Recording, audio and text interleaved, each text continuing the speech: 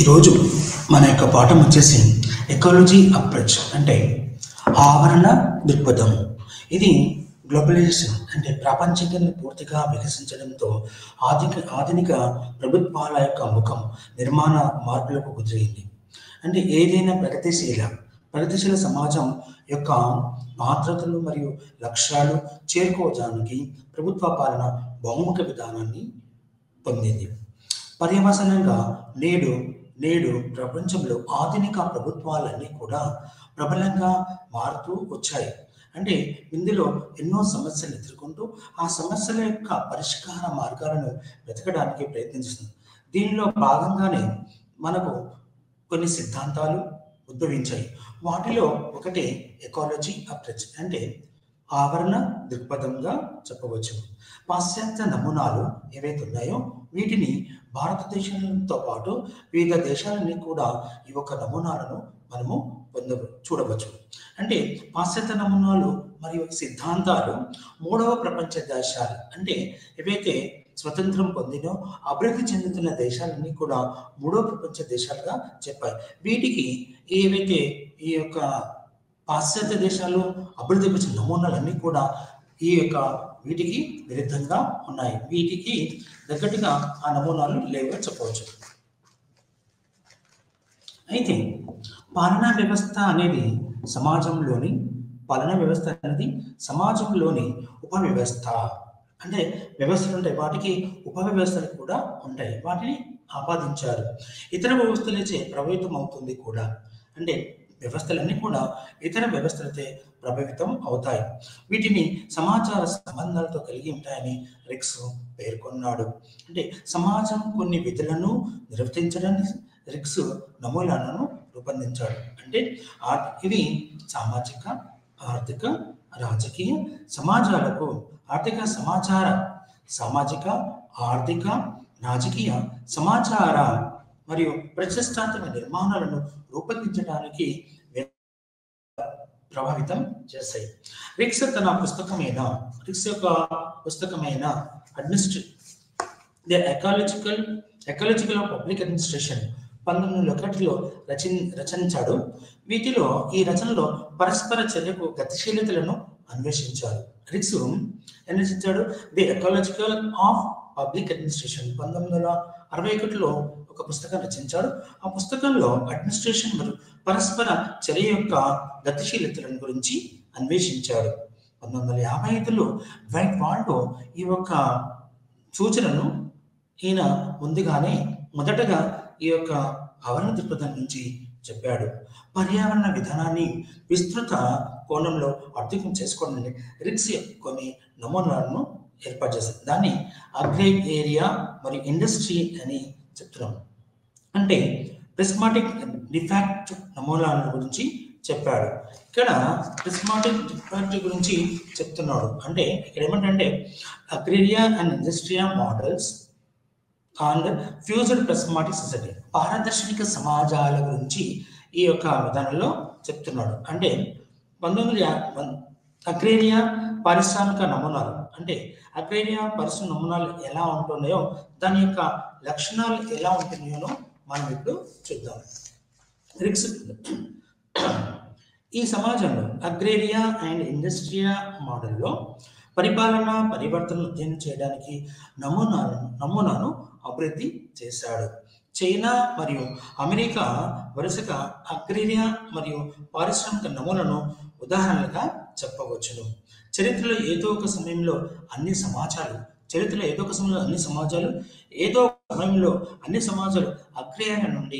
అగ్రేరియా నుండి పారిశ్రామికంగా రూపాంతరం చెందుతాయని రిక్స్ భావించాడు. అగ్రేరియా నమూనా యొక్క లక్షణాలు అగ్రేరియా ప్రధానమైన అస్పెక్టివ్ అండ్ పారలిస్టిక్ మరియు డిఫ్యూజ్డ్ నమూనాను రూపొందించారు. పరిమిత సామాజిక మరియు ప్రాదేశిక చలనశీలత మరియు స్థిరమైన స్థానిక నమూనాల గురించి చెప్పారు. సాపేక్షంగా సరళమైన మరియు స్థిరమైన వృత్తిపరమైన భేదాన్ని అతి కీలకమైన స్థిరీకరణ వ్యవస్థకి ఉనికిని గురించి తెలియజేయబడింది. ఆధునిక పారిశ్రామిక యొక్క లక్షణాలు అంటే ప్రధానంగా సార్వత్రిక నిర్దిష్ట మరియు సాధన ప్రమాణాల గురించి చెప్పబడింది. ఆధునిక సామాజిక మరియు ప్రాదేశిక చలనశీలత గురించి వివరించబడింది. ఇది సామాజిక నిర్మాణం నుండి రూపొందించబడిన బాగా అభివృద్ధి చెందిన వ్యవస్థ, వృత్తి వ్యవస్థ, సమాజంగా వృత్తి వ్యవస్థగా మనము చెప్పవచ్చు. అయితే వృత్తిపరమైన సాధారణీకరించిన నమూనాలు అవి రూపాంతరం చెంది సమతావాద తరగతి వ్యవస్థగా రూపాంతరం చెందింది. ఈ నమూనాలు ప్రచలంగా ఉన్న సమాజాల యొక్క విపరీతమైన మరియు పరివర్తన సమాజాలను అధ్యయనం చేయడంలో సహాయపడతాయని త్వరలో వారు గ్రహించారు. కానీ వ్యవసాయ ఆర్థిక వ్యవస్థలతో పోలిస్తే చాలా ఎక్కువ పారిశ్రామికరణ చెందింది. పరివర్తన సమాజాల కోసం సమతుల్య నమూనా ట్రాన్స్టియాను అభివృద్ధి పరిచారు. అడ్మినిస్ట్రేషన్ సబ్ సిస్టమ్ యొక్క విశ్లేషణ వివరణ నిర్వహించబడలేదు. దీనికి విరుద్ధంగా పరిపాలన ఉపవ్యవస్థ యొక్క పర్యావరణం మరింత విస్తృతంగా వివరించబడింది. అందువల్ల ఈ నమూనాలో సహాయంతో పరివర్తన సమాచారాలను అధ్యయనం చేయలేమని గ్రహించబడింది. రిక్స్ ఈ యొక్క నమూనాను విడిచిపెట్టాడు. ఏ నమూనా? అగ్రేరియా అండ్ ఇండస్ట్రియల్ మోడల్ని రిక్స్ విడిచిపెట్టేసి అభివృద్ధి చెందుతున్న సమాజాల కోసం ఫ్యూజ్డ్ ప్లాస్మాటిక్ డిఫెక్ట్ నమూనాలను ఈయన అభివృద్ధి పరిచాడు. అందులో భాగంగానే ఈయన ఏం చేశారంటే ఈయన fused prismatic defected model for developing society అంటే అభివృద్ధి చెందుతున్న సమాజాల కోసం ఫ్యూజ్డ్ అండ్ డిఫాక్టో మోడల్ని ఈయన అభివృద్ధి పరిచాడు. ఇందులో ఏం చెప్తారంటే ప్రధానంగా రిక్స్ తన యొక్క పాలన అధ్యయనంలో డెవలపింగ్ ట్రాన్సిషన్ అంటే అభివృద్ధి చెందుతున్న సమాజాల కోసం కొన్ని లక్షణాలను రూపొందించాడు. అందులో మొట్టమొదటి వచ్చేసి హెట్రోజెనిటీ. ఇది నేడు అభివృద్ధి చెందిన దేశాల కోసం ఎంతో విధానంగా చెప్పబడింది. అయితే దీనికోసం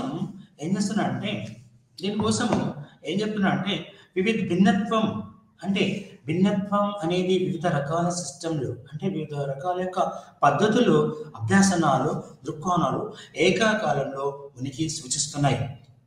ఈ యొక్క ఫ్యూజన్ మరియు డిఫాక్టో సొసైటీ యొక్క లక్షణాలు పట్టణ ప్రాంతాల్లో ఆధునికత మేధో తరగతి ఉనికిని సూచిస్తుంది. ఉన్నతమైన వ్యక్తులను చేస్తుంది.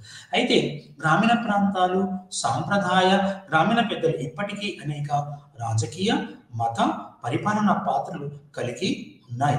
అంటే భారతదేశంలో దాంట్లో మత వ్యవస్థ, కుల వ్యవస్థ, ప్రాంతీయ మతం ఇవన్నీ ఇంకా అవి ఆ పాతుకుపోయే ఉన్నాయి. వాటిని మార్చడానికి ఈ యొక్క నమూనా ఎంతగానో ఉపయోగపడుతుంది.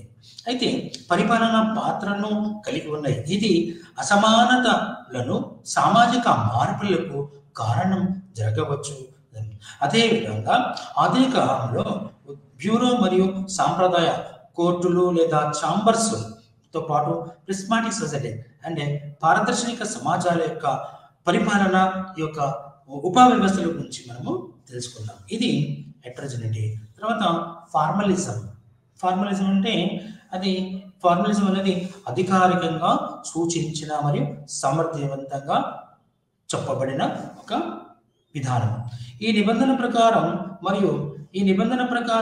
ఎలా ఉంటుందంటే నిబంధనలు మరియు వాస్తవాల మధ్య సారూప్యతను సూచిస్తుంది.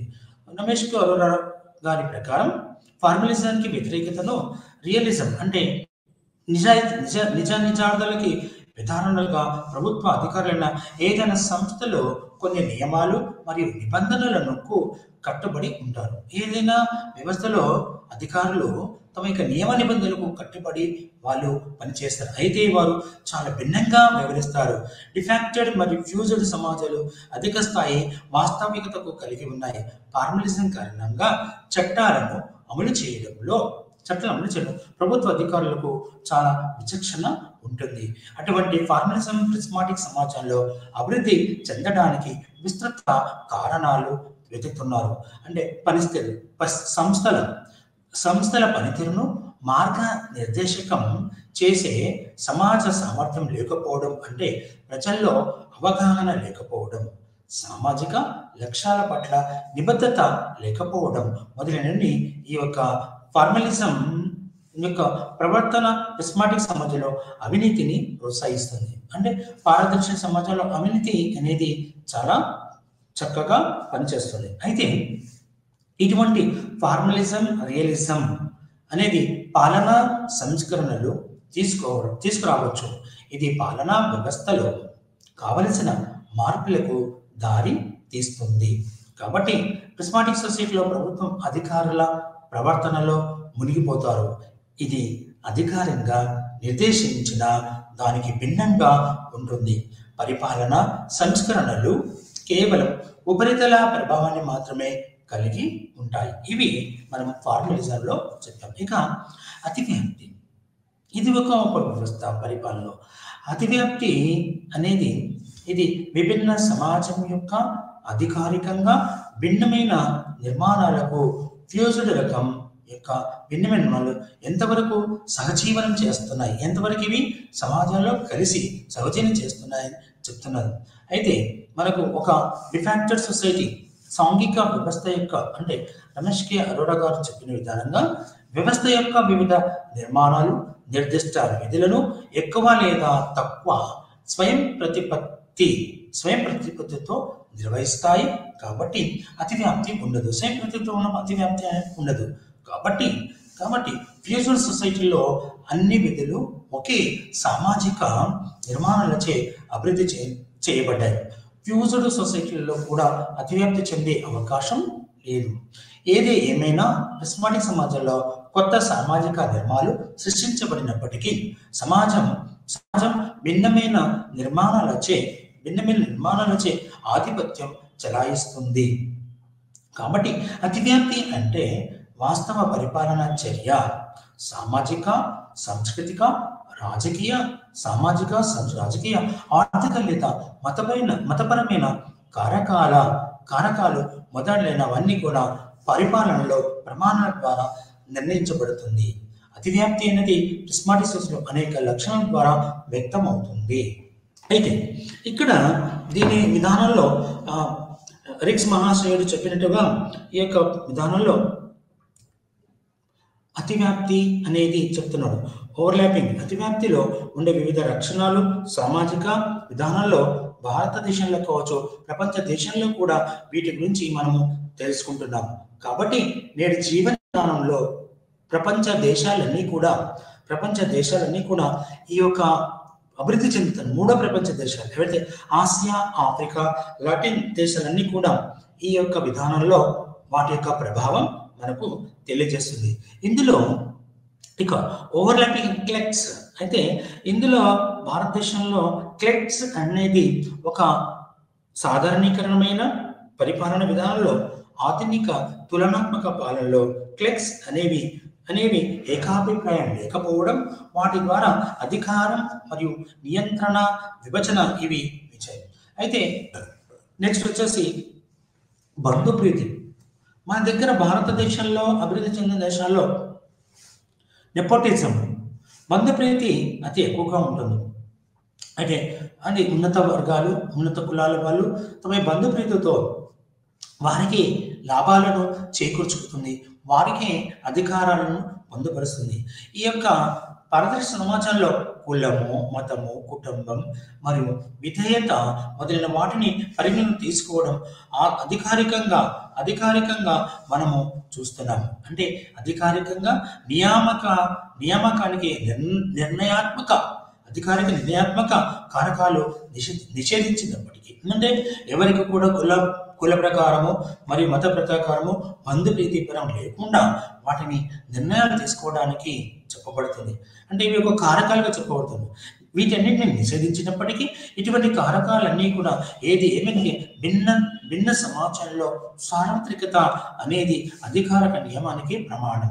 అంటే సార్వత్రిక అంటే అందరికీ చేరుకోవడం, దేశవ్యాప్తంగా ప్రపంచవ్యాప్తంగా వీటి యొక్క రూపాంతరం చెందడం. అయితే దీనికి కారణం ప్రిస్మాటిక్ సమాజంలో అంటే భారతదేశంలో సెలెక్టివిజం, యూనివర్సలిజం మరియు సెక్యులరిజం ప్రబలంగా, కొన్నిసార్లు యూనివర్సలిజం అంటే విశ్వజనీనము, సెక్యులరిజం అంటే ఏ కులానికి ఏ మతానికి ప్రత్యేకత ఇవ్వకపోవడం, వీటన్ని కూడా కొన్నిసార్లు ఇవన్నీ ప్రత్యేకవాదంగా అనుసరించబడుతుంది. అంటే భారతదేశంలో సెక్యులరిజం అంటే ఏ మతానికి ప్రాతినిధ్యం ఇవ్వకుండా అన్ని మతాలకు ప్రాధాన్యతని ఇవ్వడం. అలాగే సార్వత్రిక అంటే అందరికీ సమానత్వంగా వివిధ విధానాలను అమలుపరచడం. కొన్నిసార్లు ప్రత్యేకవాదం అనుసరించబడుతుంది. ప్రత్యేకంగా అంటే ఏదైనా వ్యవస్థ కావచ్చు, ఏదైనా ఒక సమాజం కావచ్చు, వాటి యొక్క ప్రత్యేకమైన విధానాల కోసం కొన్నిసార్లు ఈ యొక్క ప్రత్యేకవాదం అనుసరించవలసి ఉంటుంది. అంటే ఇది పూర్తిగా ఎంపిక చేయబడిన వ్యక్తులపై ఆధారం. ప్రత్యేకమైన ఏ ప్రాంతమా ఏ వ్యక్తుల వాటి నుంచి ఒక ప్రత్యేకమైన వాదంగా ఎంపిక చేయబడుతుంది. మరియు వీటిని వ్యక్తులపై ఆధారపడి ఉంటుంది.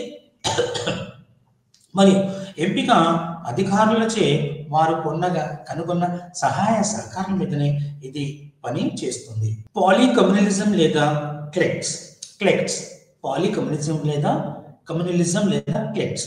పాలికమ్యూనలిజం అనేది వివిధ ఎర్లెన్ అంటే మత మరియు జాతుల సమూహాల సమాజంలో ఏకకాల ఉనికిని సూచిస్తుంది.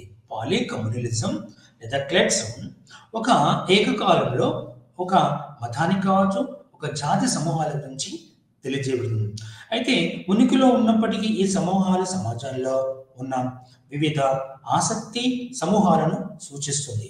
ఈ సమూహాలను క్లెక్ట్స్గా వాటికి పేరు పెట్టాడు. అంటే ఏదైనా జాతి కావచ్చు, ఒక మతం ద్వారా కావచ్చు, వాటి ద్వారా ఏర్పడిన సమూహాలు లేక వ్యవస్థలను రిక్స్ మహాశయుడు చెప్తున్నాడు. రిక్స్ పిలుస్తాడు. అంటే అరేంజ్మెంట్ అంటే ఆర్గనైజ్మెంట్ అనే సెలెక్టివిజం మరియు పాలిఫాక్షనలిజం ద్వారా వర్గీకరించారు. అంటే వీటిని ఆ యొక్క మతమా, వాటి యొక్క సమాజమా, వాటిని వివిధ రకాలుగా వర్గీకరించి వాటిని ఏ రకంగా నడిపించాలి, వాటి యొక్క వాటిని ఏ రకంగా పనిచేస్తున్నాయి అనే దాని గురించి చెప్తున్నాయి. మరియు ఇది క్రియాత్మక వ్యాప్తి చెందుతాయి. మరియు సెమీ సాంప్రదాయ రకం యొక్క విధులను అంటే దానికి సమానత్వంగా ఉన్న సాంప్రదాయాలను ఇవి నిర్వహిస్తాయి. అయితే క్లెక్ట్లు ఆధునిక పద్ధతుల్లో ఇవి నిర్వహించబడతాయి. రిక్స్ ప్రకారం పర్యావరణ కారకాలు కూడా ప్రభావితం చేస్తాయి. ఫలితంగా ప్రజా అధికారులు ప్రభుత్వం కంటే సమాజం పట్ల విధేయతను పెంచుతాయి. అయితే అధికారిక రిక్రూట్మెంట్ సమయంలో మైనారిటీ కమ్యూనిటీకి అసమానమైన ప్రాతినిధ్యం లభిస్తుంది. మైనారిటీ అంటే అల్ప జనాలు, అల్ప జాతులు, అల్ప కులాలు, అల్ప మతాలు రైతులు వాటిని ఏమంటారంటే మైనారిటీస్ అంటారు. అంటే తక్కువ కులాలు, తక్కువ మతానికి జనాలు ఎక్కడైతే నివసిస్తారో వారి యొక్క సమాజ అభివృద్ధి కోసం వీటి యొక్క రూపాంతరం చెందుతాయి. అయితే రిక్స్ సాధారణంగా సమాజంలో వివిధ సమూహాల మధ్య పరస్పర శత్రుత్వాన్ని కలిగి ఉంటుంది. ఏమంటే రిక్స్ మనసుడు ఏం చేస్తారు, సమాజంలో వివిధ జాతుల మధ్య, వివిధ సంస్థల మధ్య శత్రుత్వాన్ని కలిగి ఇస్తుంది. సాలా మోడల్ కొన్ని నిర్దిష్ట సాలా మోడల్ ఇది ఒక మోడల్. సాలా అంటే పాఠశాల, వంటశాల, పాకశాల, నృత్యశాల. ఈ యొక్క శాల ఎక్కడైతే పని జరుగుతుందో వాటి గురించి సాలా మోడల్ కూడా రిక్స్ మహాశయుడు రూపొందించాడు. ఇందులో ప్రభుత్వ పనితీరును చాలా దారుణంగా ప్రభావితం చేస్తుంది మరియు మొత్తంగా అవినీతిని సృష్టిస్తుంది. అవినీతి అనేది చాలా దారుణంగా పనిచేస్తుంది. ఆ దారుణంగా అభివృద్ధి అనేది జరగదు. దానివల్ల వ్యవస్థ అనేది మనుగడ కొనసాగడం కష్టంగా అవుతుంది. పాలినార్మేటివిజం ఇది ఒక లక్షణం. భారతదేశ సమాజంలో పాలినార్మేటివ్ అనేది కూడా ఒక లక్షణం. ఇందులో పాలినార్మ్ అనేది ప్రిస్మాటిక్ సొసైటీ యొక్క ప్రత్యేకమైన లక్షణం. ఇదే అంటే సాంప్రదాయ ప్రవర్తన నమూనా కొత్త నిబంధనలతో సహా ఉనికిలో ఉంటుంది.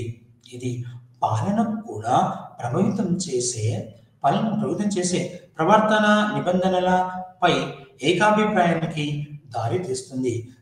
చాలా నమూనా యొక్క అధికారులు ఆబ్జెక్టివ్, సార్వత్రిక మరియు మరియు సాధన ఆధారిత నిబంధనలను అనుసరిస్తున్నట్టుగా చెప్పబడింది. దీంతో పాటు కానీ వాస్తవానికి వారు ఆత్మయాశ్రయ, ప్రత్యేకత మరియు మరియు ప్రవర్తనను అనుసరిస్తాయి. ప్రత్యేక అధికారులు నియామకం సాధారణంగా కొన్ని సమూహాల నుండి మాత్రమే తీసుకోబడుతుంది. మెరిట్ ఆధారంగా అంటే ఎవరైతే వాళ్ళ యొక్క యోగ్యత ఆధారం, మెరిట్ అంటే యోగ్యత ఆధారంగా శిక్షణ రిక్రూట్మెంట్ చేసిన అంటే యోగ్యత ఆధారంగా ఎంపిక చేయబడిన అధికారులు కెరీర్లో పురోగతిని సాధించగలుగుతారు. వాటి యొక్క విలువల ప్రకారం వాటి యొక్క చూపబడతాయి. అయితే పౌరులు మరియు చాలా అధికారుల మధ్య సంబంధాలు కూడా పాలినార్మటివిజం ద్వారా ప్రభావితం అవుతున్నాయి. ప్రభుత్వ అధికారులు నిజాయితీగా పాలనకు కట్టుబడి ఉండాలని పౌరులు ఆశించినప్పటికీ వారికి ఈ సద్గుణాలు లేవు. అంటే పౌరులు ఎప్పుడు కూడా ఆలోచిస్తారు అధికారులకి వాళ్ళకు చక్కటి సద్గుణాలు ఉంటే వాళ్ళు ఎలాంటి అవినీతికి, బంధుప్రీతికి మరియు ఎలాంటి తావు లేకుండా ఆశ్రయించడానికి ఏమిస్తారు, సేవలు అందించడానికి వీళ్ళకు సద్గుణాలు ఆపాదించాలని చెప్పబడుతుంది. వాటి వల్ల ప్రజలు ప్రయోజనాలు ఒకవేళ సద్గుణాలు లేకపోతే ప్రజలు ప్రయోజనాలు పొందలేరు. మరియు అధికారం మరియు నియంత్రణ. అధికారం నియంత్రణ యొక్క విభజన. అధికారం వేరు మరియు నియంత్రణ వేరు. కానీ అధికారం ఎక్కడైతే ఉంటుందో అక్కడ కూడా నియంత్రణ ఖచ్చితంగా ఉంటుంది. ఇక పారదర్శక సమాజంలో, ప్రిస్మాటిక్ సమాజంలో అధికారం మరియు నియంత్రణ నిర్మాణాలు వేరు చేయబడతాయి. ఇటువంటి సమాజంలో అత్యంత కేంద్రీకృత మరియు కేంద్రీకృత అధికార నిర్మాణం కలిగి ఉంటుంది. ఇప్పటికీ నియంత్రణ మరియు వ్యవస్థ అత్యంత స్థానికరించబడి మరియు చెదరగొట్టబడుతుంది. దీని అర్థం డిజ్యూర్ అధికారం అంటే చట్టబద్ధమైన అధికారం. దీని డిఫాక్టో నియంత్రణ అనగా చట్ట విరుద్ధమైన అధికారం. డిజ్యూర్, డిఫాక్టో అనేది ఒకటి చట్టబద్ధమైన అధికారం, ఒకటి చట్టానికి విరుద్ధమైన అధికారంగా వేరు చేయబడింది. ఈ నియంత్రణ వ్యవస్థ సమాజంలోని పాలికమ్యూనలిజం, క్లెక్స్ మరియు పాలినార్మలిజం సంస్కృత మూలాలను గురించి మనము తెలుసుకున్నాం. కాబట్టి ఈ యొక్క రిక్స్ పారదర్శక సమాజంలో వీటి గురించి మనం తెలుసుకుంటున్నాం. అయితే నేడు జీవన విధానంలో ఏం చేస్తుందంటే రిక్స్ మహాశయుడు పారదర్శక సమాజాల గురించి, ఇది అతివ్యాప్తి, నార్మలిజం గురించి ఎప్పుడైతే చెప్పుకుంటున్నామో వీటి ద్వారా ప్రభుత్వ విధానాలు, మూడో ప్రపంచ దేశాల గురించి వీటి గురించి మనకు చక్కగా ఈ యొక్క రిక్స్ మహాశయుడు తన యొక్క పుస్తకంలో తెలియజేస్తున్నాడు.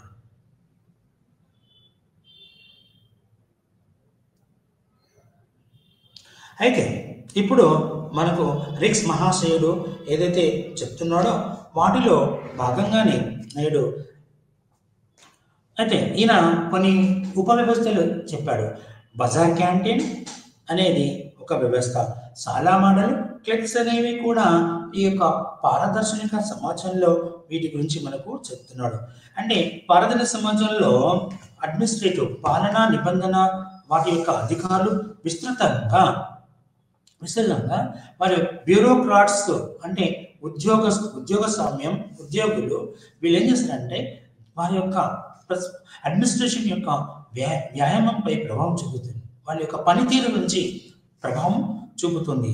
అయితే ప్రజలకు వాటి యొక్క విధానాలు బలపడితే వాటిని రాజకీయ అభివృద్ధి అడ్డుకుంటుంది. కాబట్టి అడ్మినిస్ట్రేషన్, పాలనా అధికారులు వాటిని శక్తివంతంగా ఉన్న వాటిని ఎవరైతే చక్కటి శక్తి కలిగి యోగ్యులను కలిగిన వ్యక్తులని ఎప్పుడైతే ఎంపిక చేస్తామో అప్పుడు వీటి గురించి మనం తెలుస్తాము. అందులో భాగంగానే ఇక ప్రిస్మాటిక్ సొసైటీ ప్రబలంగా లేదు. ఇందులో భాగంగా రాజకీయాలు బలహీనంగా ఉన్నప్పుడు సమాజంలో వ్యవస్థల యొక్క వృద్ధి కొనసాగదు. కాబట్టి నేడు ఈ యొక్క విధానంలో ఈ యొక్క మన యొక్క రిక్స్ మహాశన్ యొక్క బజార్ క్యాంటీన్ మోడల్ మరియు ప్రిస్మాటిక్ ఎకనామిక్ అంటే పారదర్శక సమాజంలో ఆర్థిక వ్యవస్థ ఎలా ఉంటుందో ఇప్పుడు మనం తెలుసుకుందాం. అంటే ఈ ఒక పరివర్తన సమాజంలో ఆర్డబ్ల్యూ అంటే ఏదైతే ఎఫ్డబ్ల్యూ రిక్స్ మహాశయులు తన యొక్క వ్యవస్థలు ఉపవ్యవస్థలులో భాగంగా బజార్ క్యాంటీన్ మోడల్ ద్వారా ఆర్థిక వ్యవస్థ ఎలా ఉంటుందో ఆర్థిక వ్యవస్థ ప్రాతినిధ్యం వహిస్తుంది అని చెప్పబడుతుంది. రిక్స్ ఈ యొక్క ప్రిస్మాటిక్ సొసైటీలో అంటే పారదర్శక వ్యవస్థలో ఈ యొక్క బజార్ క్యాంటీన్ అంటే ఆర్థిక ఉపవ్యవస్థను బజార్ క్యాంటీన్గా చెప్పబడుతుంది. అంటే ఇక్కడ బజార్ అనేది డిమాండ్, సరఫరా, ధర నిర్ణయించే మార్కెట్. ఇక్కడ బజార్ క్యాంటీన్లో అంటే ధర ఆర్థిక వ్యవస్థ దీనిని రిక్స్ మహాశయుడు బజార్ క్యాంటీన్ ఏమంటారంటే బజార్ అనేది డిమాండ్, సరఫరా, ధర నిర్ణయించే మార్కెట్. అయితే క్యాంటీన్ వ్యవసాయ వ్యవస్థ యొక్క అనిశ్చిత పరిస్థితిని సూచిస్తుంది.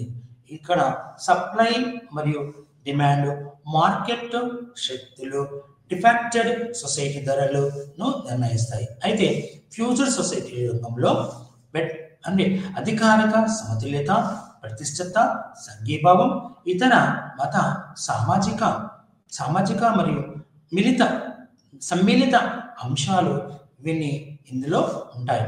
అంటే ఇక్కడ బజార్ క్యాంటీన్ అనేది ఆర్థిక వ్యవస్థ. ఉదాహరణకి భారతదేశంలో మిలిటరీ క్యాంటీన్స్ అంటే ఏదైతే పారిశ్రామిక వ్యవస్థల్లో కూడా పెద్ద పరిశ్రమల్లో క్యాంటీన్స్ ఉంటాయి. అందులో పనిచేస్తున్న ఉద్యోగులకి బయటి ధరల కంటే తక్కువ ధరలో క్యాంటీన్లో వాళ్ళకి వస్తువులను విక్రయిస్తారు.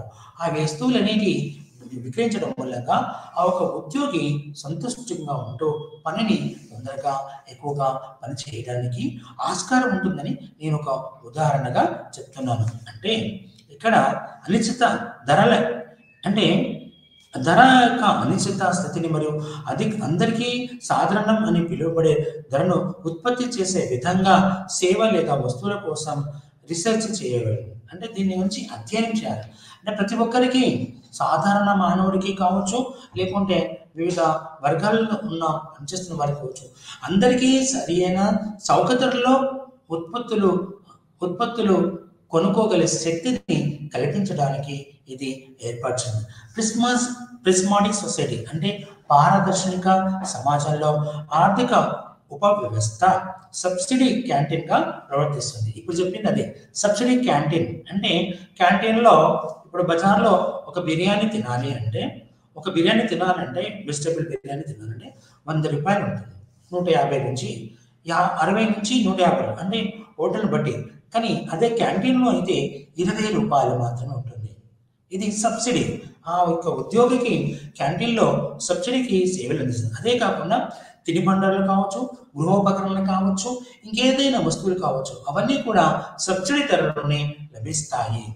ప్రత్యేక అథ్లెట్ సభ్యులు లేదా క్యాంటీన్కు యాక్సెస్ గా ఉన్న రాజకీయ ప్రభావవంతంగా సమూహాలను ఏర్పాటు చేసి వాటి ద్వారా వీటి యొక్క లాభాలను పొందడానికి ఆస్కారము ఇవి కలిగి ఉన్నాయి. యాక్సెస్ అంటే క్యాంటీన్లు ఇవి ప్రత్యేక క్లబ్ సభ్యులు క్యాంటీన్లకు యాక్సెస్ కలిగి ఉన్న అంటే అందులో ఉన్న సభ్యులకు రాజకీయంగా ప్రభావితమైన సమూహాలకు మరియు కాంట్రిబ్యూటరీ క్యాంటీన్ గా బయటి సభ్యులకు అధిక ధరలు వసూలు చేస్తాయి. అందులో పనిచేస్తున్న వారికి మాత్రం తక్కువ ధరలకి, బయటి వ్యక్తులకు మాత్రం ఎక్కువ ధరలకు వీటిని అమ్మకాలు చేపడతాయి. కాబట్టి ఈ ప్రిస్మాటిక్ సొసైటీలో అంటే పారదర్శక సమాజంలో చాలా అధికారి మరియు అతని ఖాతాదారుల మధ్య ఉన్న సంబంధాన్ని బట్టి ప్రజాసేవలు వసూలు చేసే ధరలు మారుతూ ఉంటాయి. అంటే సాలా మోడల్ కావచ్చు, మరియు ఈ యొక్క బజార్ క్యాంటీన్ మోడల్లో ఎక్కడైతే వాటికి అనుకూలంగా ఉంటాయో అక్కడ వీటి యొక్క వ్యవస్థలు అనుకూలంగా పని చేస్తాయి. ఇక ప్రిస్మాటిక్ సమాజాల యొక్క ఆర్థిక ఉపవ్యవస్థలలో ప్రబలంగా ఉన్న బేర సారాల ధోరణి ఆర్థిక పరిపాలనను ప్రభావితం చేస్తుంది. ప్రిస్మాటిక్ సమాజం పారదర్శక సమాజాల్లో ఆర్థిక ఉపవ్యవస్థలలో ప్రబలంగా బేర సారాలు అంటే మార్కెట్కి వెళ్తే ఒక వస్తువును 200 రూపాయలు చెబితే అది 100కి ఇస్తావా, 50కి ఇస్తావా, 150కి ఇస్తావా, 150 నుంచి 100, 100 నుంచి 50 వరకు. ఒక వినియోగదారుడు ఒక వస్తువుని 200 రూపాయల వస్తువుని అతను 50 రూపాయలకే అడగవచ్చు. బేరసారాలు 50, 60, 100, 125, 150 వరకు దాన్ని ఆ వస్తువును కొనుక్కోవడానికి అతను చూపిస్తాడు, కొనుక్కోవడానికి ఇష్టత చేపడతాడు. అంటే ఖాతాదారులే. అందుకే ఖాతాదారుల మధ్య ఉన్న సంబంధాన్ని బట్టి ప్రజా సేవలకు వసూలు చేసే ధరలు మారుతూ ఉంటాయి. అంటే వస్తువుల యొక్క ఉత్పత్తి వాటి యొక్క దాన్ని బట్టి వస్తువుల యొక్క ధరలు మారుతుంటాయి. సందర్భానుసారం ఎవరు కొనలేరనుకో, వస్తువులు ఎక్కువ ఉన్నాయి అంటే ధరలు తగ్గిస్తారు. ఎప్పుడైతే వస్తువులు ఎక్కువ ఉంటాయో ధరలు తక్కువ ఉంటాయి, ఎప్పుడైతే వస్తువులు తక్కువ ఉంటాయో ధరలు ఎక్కువగా ఉంటాయి. వాటిని కొనడానికి తక్కువ మంది చూస్తారు. తక్కువ ధరలు ఉంటే ఎక్కువ మంది కొనడానికి ఆస్కారము కలదు. ఈ యొక్క ప్రిస్మాటిక్ సమాజాల యొక్క ఆర్థిక ఉపవ్యవస్థలలో ప్రబలంగా ఉన్న బేరసారాలు అనేది చాలా ముఖ్యమైనది. అయితే వీటిని ప్రభుత్వ ఆదాయాల సేకరణ కూడా ప్రతికూలంగా ప్రభావితమవుతూ ఉంటాయి. ఫలితంగా ప్రభుత్వ అధికారులకు తక్కువ పారితోషికం వస్తుంది. ఇలాంటి వాతావరణం వల్ల ప్రభుత్వ అధికారులు తమ ఆదాయాన్ని పెంచుకునేందుకు అవినీతికి పాల్పడతారు. అంటే ఒక ఉన్నత ఉద్యోగి ఒక సంస్థలో పనిచేస్తున్నప్పుడు అతనికి జీతం తక్కువగా ఉన్నప్పుడు, అతని యొక్క అవసరాలు ఎక్కువగా ఉన్నప్పుడు, ఆ సంస్థలో ఉన్న అమ్మకాలు జరుగుతున్నప్పుడు అతను అవినీతికి పాల్పడే ఆస్కారం కలది. అయితే ఇది భారతదేశంలో అభివృద్ధి దేశంలో అవినీతి అనేది సర్వసాధారణం. ఒక పని చేయడానికి, ఆ పనిని పూర్తి చేయడానికి కింది నుంచి వాళ్ళు డబ్బులు తీసుకొని, లేకుంటే ఏదో రకంగా వస్తు రూపేణా కావచ్చు, బహుమతి రూపేణా కావచ్చు, డబ్బు రూపేణా కావచ్చు, వాటి ద్వారా ఈ యొక్క అధికారులు అవినీతికి పాల్పడే ఆస్కారం కలదు. ప్రిస్మాటిక్ సమాజం యొక్క ప్రధాన లక్షణాల గురించి మీకు తెలియజేస్తాను. అంటే పారదర్శక, ఇందులో పారదర్శక సమాచార లక్షణాల్లో విశ్లేషించిన తర్వాత సమాజంలో మార్పు ప్రక్రియ అధ్యయనం చేయడం కూడా చాలా ముఖ్యం. అంటే ఎలా మార్పు చెందింది ఆ వ్యవస్థ గురించి మార్పు ఎలా చేయాలో చెప్తుంది. అంటే దీనికి సమాజంలో మార్పు ప్రక్రియను అధ్యయనం చేయడం ద్వారా వివిధ విషయాల గురించి మనం తెలుసుకోవడం సాధ్యపడుతుంది. సామాజిక సహాయ ప్రోగ్రాంల వంటి బాహ్య ఒత్తిళ్ల వల్ల మార్పు సంభవిస్తే ఆ మార్పును అంతర్గత ప్రక్రియల వల్ల వచ్చే మార్పును అంతర్జాతీయ మార్పుగా మనము పేర్కొనవచ్చు. అంటే ఇక్కడ భారతదేశంలో కావచ్చు, ప్రపంచ దేశంలో కూడా నేడు అన్ని రకాలుగా మార్పులు సంభవిస్తున్నాయి. వ్యవసాయ రంగం కావచ్చు, పారిశ్రామిక కావచ్చు, విద్య, వైద్య, విజ్ఞాన పరంగా భారతదేశం బాగా నేడు అభివృద్ధి చెందుతున్న దేశంగా చెప్పబడుతుంది. అంటే ఇక్కడ కొన్ని విషయాలు మనం చెప్తున్నాం.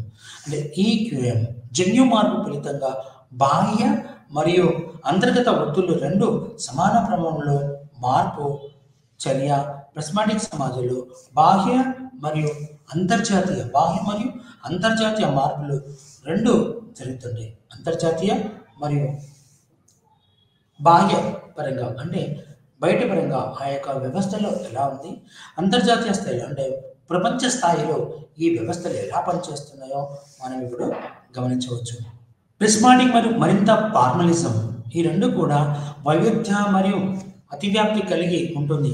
ఇలాంటి సమాజాలను ప్రైమరీ సమాజాలుగా ఓ ప్రైమరీ సమాజాలుగా పేర్కొంటారు.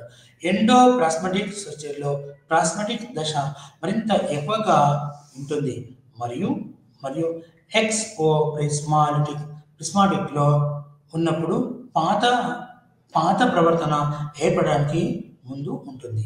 ఎప్పుడైతే మనిషి చేస్తున్నాడో, ఎక్కడైతే పని చేస్తున్నాడో దానికంటే ముందు కొన్నాళ్ళు వెనుకబడిన ఆ తర్వాత మళ్ళీ పెంచుకొని ముందు స్థాయికి వెతకడంగా చెప్పవచ్చును. ఈ పారదర్శనిక సమాజంలో రిక్స్ మహాశయుడు అభివృద్ధి చెందుతున్న దేశాలు, మూడో ప్రపంచ దేశాల గురించి చెబుతూ ఇది ఎవల్యూషన్ ఆఫ్ ది రిగియన్ మోడల్, అంటే ఈ యొక్క అభివృద్ధి చెందుతూ రిక్ మహాశయుడు ఎప్పుడైతే దీన్ని ఎవల్యూషన్ పరిణామ క్రమం ఎలా చెందిందో వీటి గురించి మనము ఇప్పుడు తెలుసుకుందాం. అంటే ఈ యొక్క పారదర్శక సమాజాల వ్యవస్థలు ఎప్పటి నుంచి ఎలా వచ్చాయి, ఈ యొక్క రిక్ మహాశయుడు ఎలా చెప్పాడో దీని గురించి మనము ఇప్పుడు తెలియజేసుకుంటాం.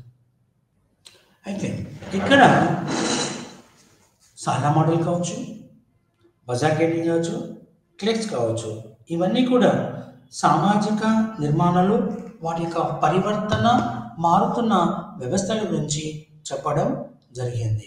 అందులో ఈ యొక్క ప్రిస్మాటిక్ సొసైటీలో సామాజిక ప్రవర్తన కాలానుగుణంగా మారుతూ ఉంటాయి కాబట్టి వాటి యొక్క విధానంలో మార్పు రావడమే అభివృద్ధి చెందడంగా మనము ఇవాల్యుయేషన్ ఆఫ్ ది రిగిజం, అంటే దీనిని రిగిజం యొక్క మూల్యాంకనం, ఇది ఎలా పనిచేసింది, దీన్ని ఎందుకు పనిచేసింది, మూల్యాంకనం గురించి ఇప్పుడు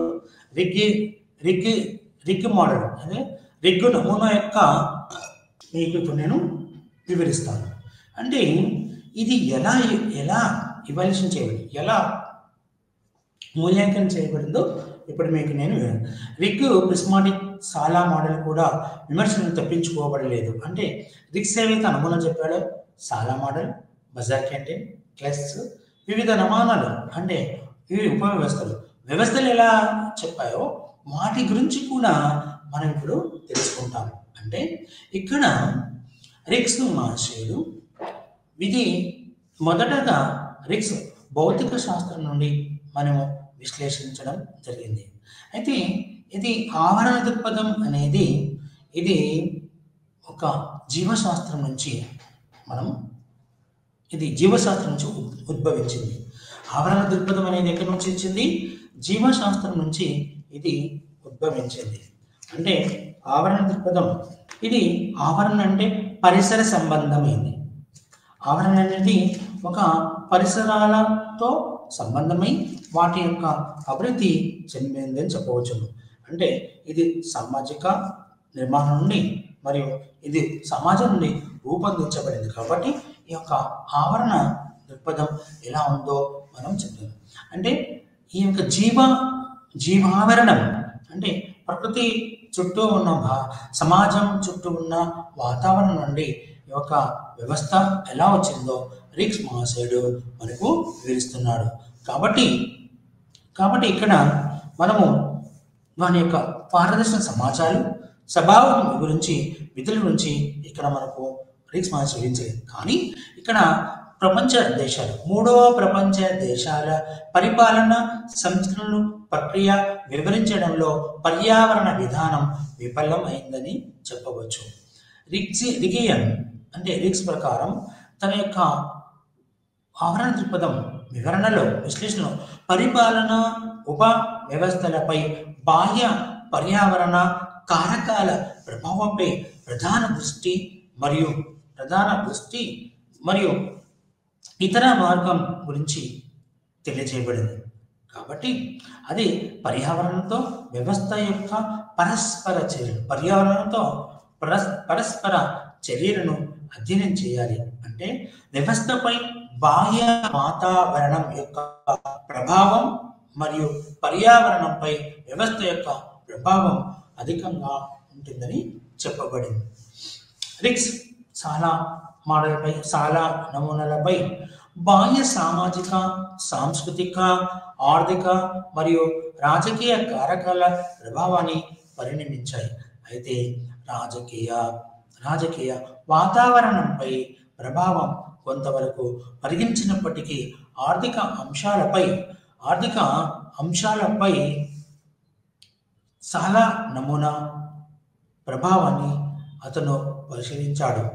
కాబట్టి ఆర్థిక అంశాలైన పై చాలా ప్రభావాన్ని అతను పరిగణించలేదు. ప్రిస్మాటిక్ సొసైటీలో అడ్మినిస్ట్రేటివ్ సబ్ సిస్టమ్స్ మరియు సాపేక్ష మరియు సామాజిక ఆర్థిక మార్పుల గురించి మనము తెలియజేసుకుంటున్నాం. కాబట్టి నేడు మనం ఏదున్నాము ఇది సామాజిక నిర్మాణాలు సాపేక్ష స్వాతంత్రానికి అవకాశం ఉంది. పరివర్తన సమాజం ప్రిస్మాటిక్ సామాజిక సాంస్కృతిక ఉపవ్యవస్థల గురించి మనము తెలుసుకుంటున్నాం. కాబట్టి ఈ యొక్క మూల్యాంకనంలో రిగ్స్ మహాశయుడు ఏదైతే చెప్పాడో వాటిలో రిగ్ నమూనాల యొక్క మూల్యాంకనంలో భాగంగా నేడు ప్రపంచ దేశాలన్నీ కూడా వీటిని అన్వయించడానికి పూనుకున్నాడు. కాబట్టి ఈ యొక్క రిగ్గిజంలో మూల్యాంకనం ఏదైతే ఉందో రిగ్స్ మహాశయం యొక్క నమూనా యొక్క మూల్యాంకనం చేస్తున్నప్పుడు వాటిలో వివిధ వ్యవస్థల గురించి చెప్పాడు. అంటే వీటిలో స్పష్టమైన అంటే సమాజంలోని సామాజిక వ్యవస్థకు స్పష్టమైన చిత్రాన్ని ఇస్తుంది. ఇది పరిపాలన ఉపవ్యవస్థ యొక్క భాగాలు మరియు వివరాల గురించి కాదు. అడ్మినిస్ట్రేటివ్ సబ్ సిస్టమ్ల కంటే రిగేరియన్ మోడల్స్ పరిపాలనను ప్రభావితం చేసే కారకాలుగా సెక్టార్గా ఎక్కువ స్థలాన్ని ఆక్రమించాయి. వివిధ రకాల అడ్మినిస్ట్రేషన్ ఆర్గాన్లు అంటే వివిధ రకాల యొక్క పాలన విభాగాలలో ఈ యొక్క విభిన్న సందర్భోచిత సిస్టమ్ అంటే పద్ధతులను మనం చూడవచ్చును. అయితే వివిధ సామాజిక నిర్మాణాల సాపేక్ష స్వాతంత్ర్యం యొక్క అవకాశం పరివర్తన సమాజం మరియు ప్రిస్మాటిక్ సామాజిక సాంస్కృతిక ఉపవ్యవస్థలను కలిగి ఉండవచ్చు. అదే సమయంలో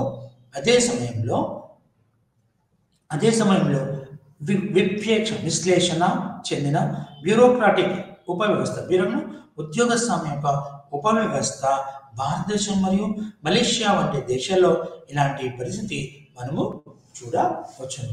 అందువల్ల ప్రిస్మాటిక్ సొసైటీ అన్ని భాగాలను ప్రిస్మాటిక్గా కలిగి ఉన్నట్లు పరిగణించబడదు. అటువంటి సమాజంలోని కొన్ని సామాజిక నిర్మాణాలు సాపేక్షంగా మరొక దానితో పోల్చినప్పుడు సాపేక్షంగా విభేదించిన సందర్భాలు ఉండవచ్చు. కాబట్టి ప్రిస్మాటిక్ మోడల్లో మిశ్రమ వర్గాలను పరిగణనలోకి తీసుకోవాల్సిన అవసరం ఎంతైనా ఉంది. ముఖ్యంగా యుఎస్ఏ ఒక డిఫాక్టెడ్ సొసైటీకి రోల్ మోడల్గా పరిగణించబడుతుంది.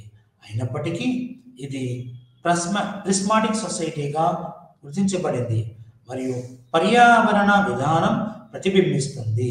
అమెరికన్ మనస్తత్వ శాస్త్రంలో మూడవ ప్రపంచ దేశాలు సాధారణంగా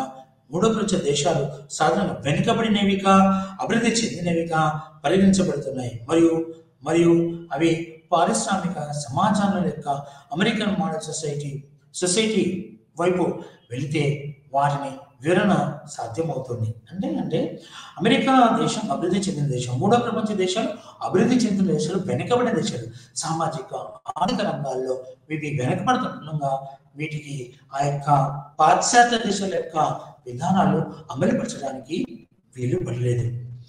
రిగియన్ మోడల్ అంటే రిగియన్ నమూనా ప్రకారం చెప్పినట్లుగా ఫార్మలిజం ఎల్లప్పుడూ బ్యూరోక్రాట్ అధికారాన్ని పెంచుతుంది లేదా నిర్వాహకుల శక్తిని పరిపాలన ప్రభావానికి పరోక్షంగా అనులోపాతంలో ఉంటుంది. అంటే సాధారణీకరించబడదు.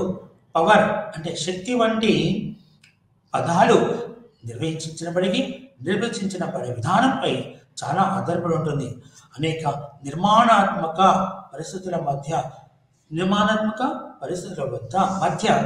పరస్పర పరస్పర సంబంధాలను రిక్స్ తన అధ్యయనాన్ని మరింత ప్రభావితంగా చేయడానికి పరిగణలోకి తీసుకోబడింది. రిక్స్ యొక్క నమూనాలు బాగా ఈ యొక్క అభివృద్ధి చెందిన సమాజాలకి ప్రభావితం చేస్తుంది. ఈ నమూనాలన్నీ మూడో ప్రపంచ దేశాలు, తృతీయ ప్రపంచ దేశాలకి బాగా ఉపయుక్తంగా ఉండేలాగా ఈ యొక్క నమూనాలను రూపొందించాడు. ఆసక్తికరమైన అంటే వీటిలో ఏమైతే అతివ్యాప్తి అనేది తప్పనిసరిగా పనిచేయదు, మరియు కొన్నిసార్లు దానితో పాటు కొత్త క్లిక్లను తెస్తుంది.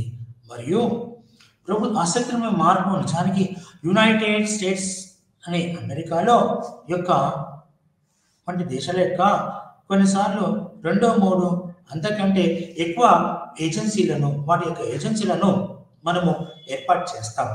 అయితే దీని పనితీరు యొక్క ప్రాంతాలు అతివ్యాప్తి చెందుతాయి మరియు కొంత వృధాకి అతివ్యాప్తి అంటే అక్కడ కులము, మతము, జాతికి వారికి ప్రాధాన్యత ఇవ్వడం జరుగుతుంది. దానివల్ల ఆ సంస్థ యొక్క అభివృద్ధి కొనసాగడానికి వీల్లేకుండా పోతుంది.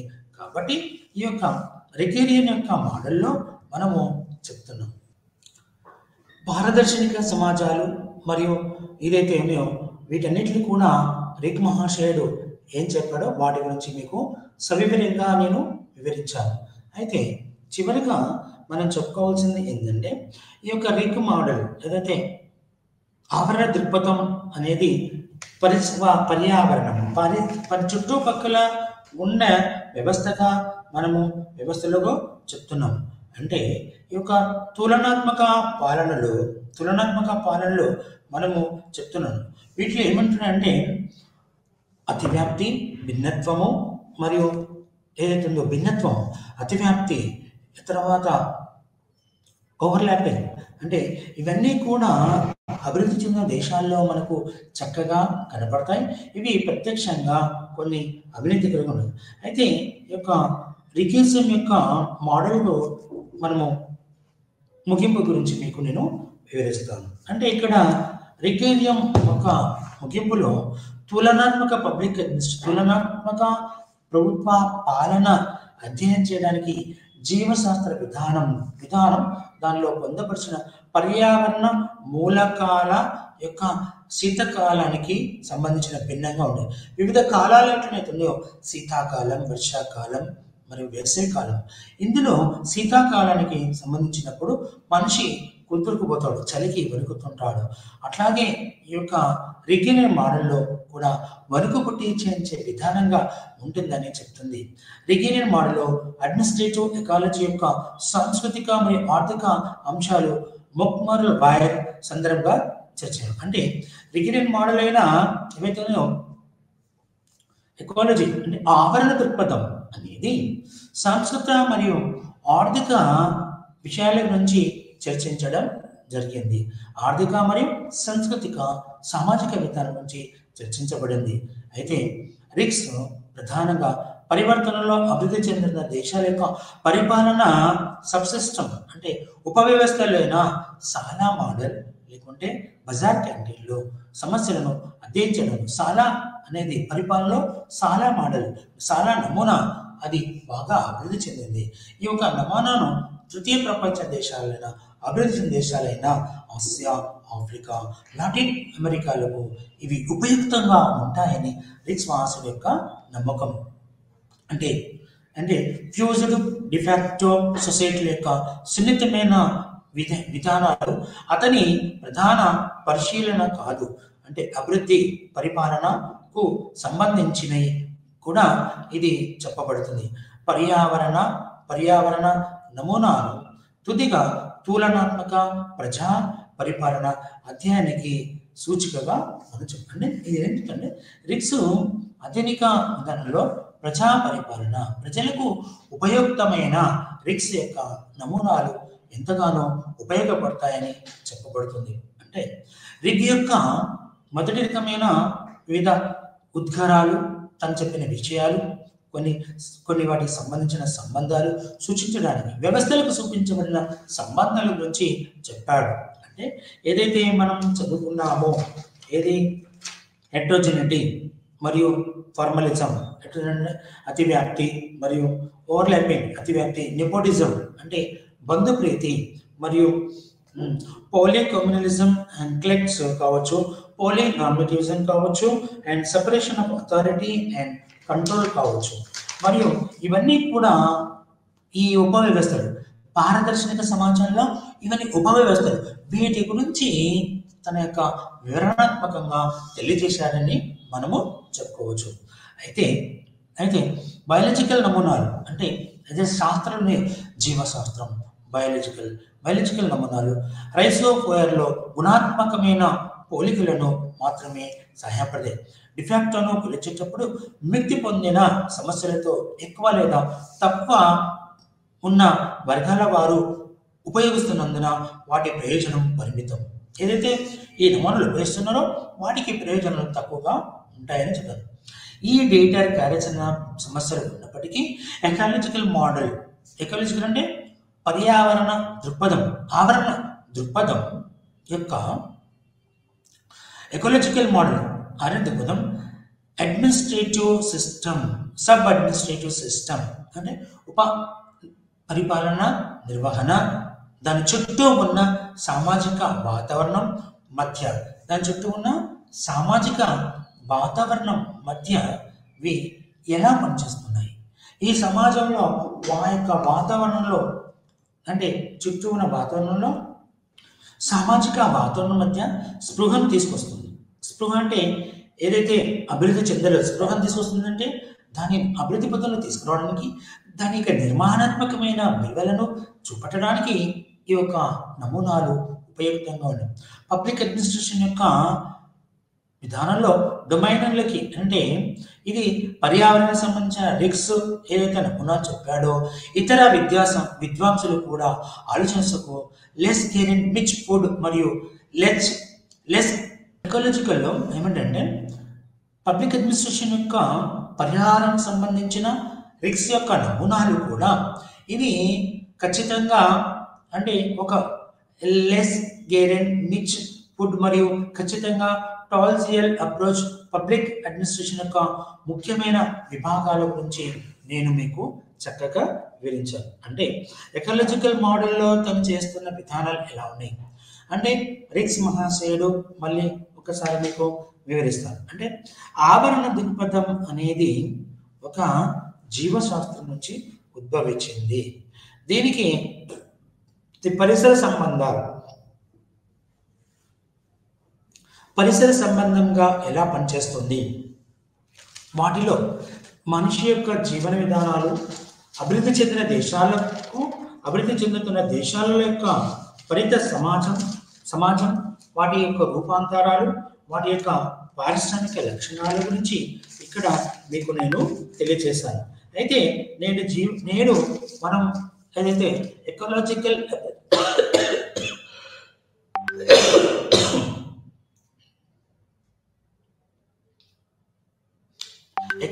అప్రోచ్ ఆవరణ దృక్పథం గురించి తెలుసుకున్నాము. వాటిలో ఉన్న వ్యవస్థలు, ఉపవ్యవస్థల గురించి మీకు నేను వివరించాను.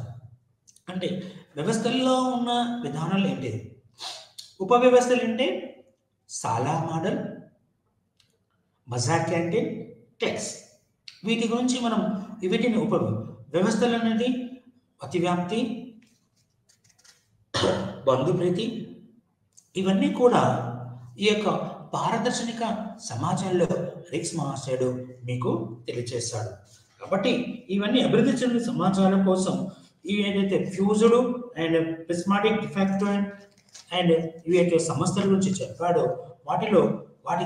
వీటికి సాధారణంగా ఈ నమూనాలు సమతావాద త్వరితగతి వ్యవస్థకు చెప్పారు. ఈ నమూనాలు ప్రపంచవ్యాప్తంగా ఇవి రెండు రకాలుగా వీరి విపరీతంగా ప్రభావం చూపాయి. అంటే మరియు పరివర్తన సమాజాలు అధ్యయనం చేయడంలో ఈ యొక్క రిక్స్ మహాశయుని యొక్క నమూనాలు ఉపయోగపడతాయని నా యొక్క గట్టి నమ్మకం. అంటే వ్యవసాయ ఆర్థిక వ్యవస్థలతో పోలిస్తే చాలా ఎక్కువగా పారిశ్రామికంగా చెందుతున్న సమాజాలపై వీటి ప్రభావం అధికంగా ఉంటుంది. అంటే పరివర్తన సమాజాల కోసం సమతుల్య నమూనాను కూడా ఇతను రూపొందించి వీటి ద్వారా వాటికి తను చెప్పాడు. అంటే ఈ ప్రిస్మాటిక్ సొసైటీస్ ఏవైతున్నాయో ఎకాలజిక్ అంటే ఆవరణ దృక్పథంలో మనము వీటి గురించి నీకు చెప్పాను. అంటే ఈరోజు నేను ఏమేమి ఇచ్చాను, ఆవరణ దృక్పథం యొక్క పరిచయం చెప్పాను, మరియు దాని యొక్క భావన, ఆవరణ దృక్పథం యొక్క భావన ఇది వివరించాను. ఆ తర్వాత అగ్రేరియా ఇండస్ట్రీ మోడల్ గురించి మీకు వివరించాను. ఫ్యూజ్డ్ ప్రిస్మాటిక్ డిఫాక్టో మోడల్స్ అంటే అందులో ఏవైతే ఉన్నాయో హెటరోజెనిటీ, అతివ్యాప్తి మరియు ఫార్మలిజం, ఓవర్లాపింగ్ ఇవన్నీ కూడా, నెపోటిజం, పోలీనార్మటిజం, క్లెక్స్, సాలా మోడల్, బజార్ క్యాంటీన్ వీటి గురించి నేను ఈ యొక్క విధానంలో మీకు నేను వివరించాను. అంటే వీటిలో బజార్ క్యాంటీన్ అనేది చాలా ముఖ్యం. ఆ తర్వాత మూల్యాంకనం, రిగ్రెషన్ తన యొక్క మూల్యాంకనం గురించి నేను మీకు చెప్పాను. ఆ తర్వాత దీని యొక్క ముగింపు గురించి చాలా చక్కగా మీకు వివరించాను. అంటే ఈ యొక్క విధానంలో ఆవరణ దృక్పథం అనేది మూడవ ప్రపంచ దేశాలు అంటే అభివృద్ధి చెందుతున్న దేశాలైన ఆసియా, ఆఫ్రికా, లాటిన్ అమెరికాలకు చాలా ఉపయుక్తంగా ఉంటాయని రిగ్స్ మహాశయుడు చెప్పాడు. ఇంతటితో ఈరోజు నేను ముగిస్తున్నాను. నమస్కారం అండి.